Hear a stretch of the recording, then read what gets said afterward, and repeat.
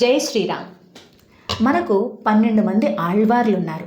ఆళ్వార్లు అంటే మునిగిన వారు అని అర్థం. మునగడం అంటే దేంట్లో మునిగారు? ఇప్పుడు మనం ఒక సినిమా గురించి ఎవరికైనా ఎక్స్ప్లెయిన్ చేయాలనుకోండి, పేపర్లో కథ చదివి ఎక్స్ప్లెయిన్ చేస్తే మనం ఎక్స్ప్లెనేషన్ ఒక విధంగా ఉంటుంది. అదే మనం సినిమాకి వెళ్ళి ఆ సినిమాని చూసి ప్రతి సంఘటనని పూసగుచ్చినట్టు పక్కన వాళ్ళకి చెప్తుంటే వాళ్ళు కూడా అబ్బా ఇంత బాగుంటుందా, ఈ డైలాగ్ ఇలా ఉందా అని వాళ్ళు అనుకుంటారు. అలా ఆళ్వార్లు భగవత్ ప్రేమలో మునిగినవారు.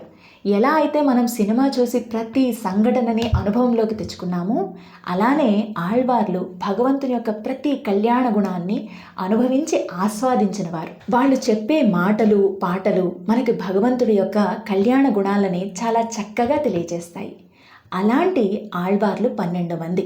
ఆ 12 మందిలో 11 మంది మగవారు, ఒక్కళ్ళే స్త్రీ. ఆ స్త్రీయే మన ఆండాళ్. ఈ 11 మందికి ఉన్న ప్రేమ ఒక ఎత్తు అయితే మన ఆండాళ్ళమ్మకు ఉన్న ప్రేమ ఒక ఎత్తు అని అంటారు. ఎందుకని అంటే ఇప్పుడు 12 మంది అన్నదమ్ములు ఉన్నారనుకోండి, వాళ్ళలో ఒక్కరికి మాత్రమే సంతానం ఉంటే వారి ఆస్తి అంతా ఎవరికైతే సంతానం ఉందో వారికే కదా చెందుతుంది. ఈ 11 మంది ఆళ్వార్ల యొక్క సంపద, భగవత్ ప్రేమ అంతా మన ఆండాళ్ళకే దక్కింది.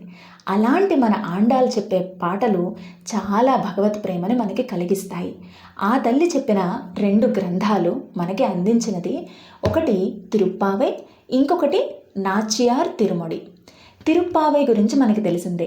ధనుర్మాస వ్రతం అని 30 పాసురాలని మనం చక్కగా చేసుకుంటాం. ఈ పాసురాలలో అమ్మ మనకి చాలా సింపుల్గా భగవంతుడిని ఏం కోరాలి అని చెప్పింది.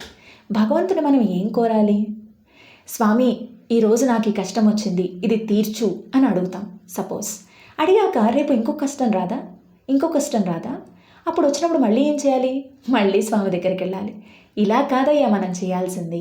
వెళ్ళి స్వామిని ఉన్నయ్య అరుత్తిత్తు వందోం, నువ్విచ్చేవి మాకొద్దు, నువ్వే మాకు కావాలి అని చెప్పింది అమ్మ ఈ ధనుర్మాస వ్రతంలో తిరుప్పావైలో.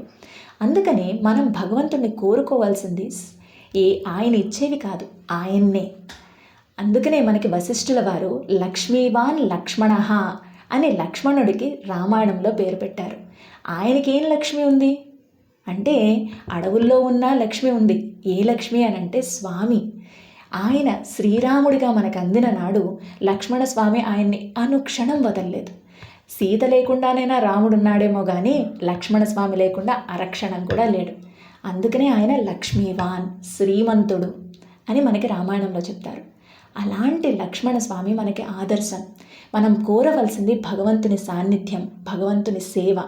అది ఉన్ననాడు మనకి ఏ కోరికలు కలగవు. ఒకవేళ కలిగినా ఆయనే తీరుస్తాడు. అది మంచిది అనంటే తీరుస్తాడు, అది చెడ్డది అనంటే వేరే కోరికను కలిగించి మనకి ఏం మంచి జరగాలో ఆ మంచిని చేస్తూనే ఉంటాడు.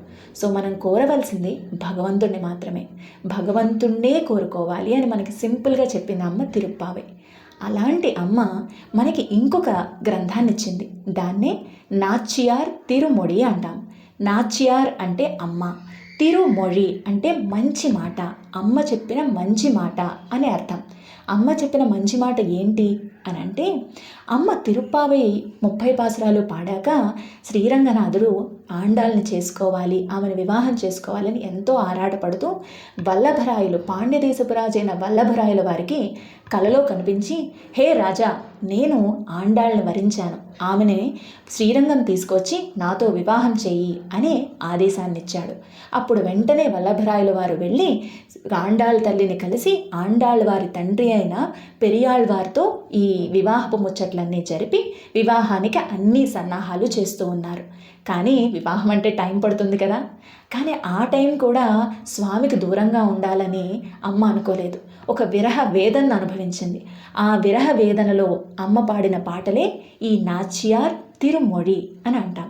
ఈ పాటలు మనకి భగవత్ ప్రేమని, భగవంతుని ప్రేమిస్తే ఆయన విరహ వేదనని తట్టుకుని ఎలా నిలబడాలో మనకి నేర్పిస్తుంది. అమ్మ దీనికి ఫలశ్రుతి కూడా చెప్పింది. ఏమని అనంటే, విరహ వేదన నేను అనుభవించానరా, బట్ మీరు అనుభవించద్దు, ఈ పాటలు పాడుకోండి, తప్పకుండా వెంటనే స్వామి మీకు అందుతాడు. స్వామిని చేరి నిరంతరం స్వామి సేవను చేసుకుంటూ పరమానందాన్ని అనుభవించండి అని మనకి ఫలశ్రుతి చెప్పింది. ఎలా అయితే కష్టపడి అమ్మ మనకి వంట చేసి మన ముందుంచితే మనం చేయాల్సిందల్లా తినడమో, నాచ్యార్ తిరుమడి పాటలు పాడుకుంటే మనం భగవంతుడి కోసం అమ్మ పడినట్టుగా విరహవేదన అనుభవించిన అవసరం లేదు. ఇమీడియట్గా మనకి భగవంతుడిని అందింపచేసి మనం నిరంతరం భగవంతుని సేవలో తరించేటట్టు చేస్తుంది. సో ఇంకెందుకు ఆలస్యం, మరి మన నాచ్యార్ తిరుముడిని తెలుసుకుందామా? జై శ్రీరామ్.